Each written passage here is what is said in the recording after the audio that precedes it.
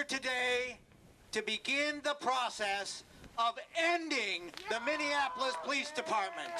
9 of 13 Minneapolis City Council members have publicized their desire to not reform the police department, but abolish it. Our commitment is to end our city's toxic relationship with the Minneapolis Police Department, to end policing as we know it. A rally at a Minneapolis park served as an incubator of sorts to share ideas about a post-police world.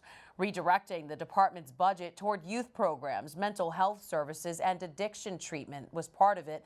So was having a choice about who to call for help, maybe neighbors or social workers. Police are not the right response for a myriad of issues.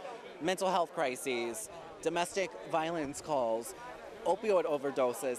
Mayor Jacob Fry says he'll work with the police chief on community-led public safety strategies to address systemic racism in police culture, but he doesn't support the police department's abolition.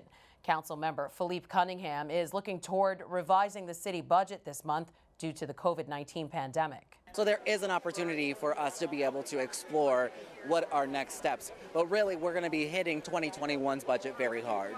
However, dismantling the police department may or may not happen. Many people in this crowd say they've lost hope with reform. Body cameras and a black chief. But we are still here, watching black people get murdered and tear gassed in our streets. We have never looked to the police for our safety. We have looked to each other.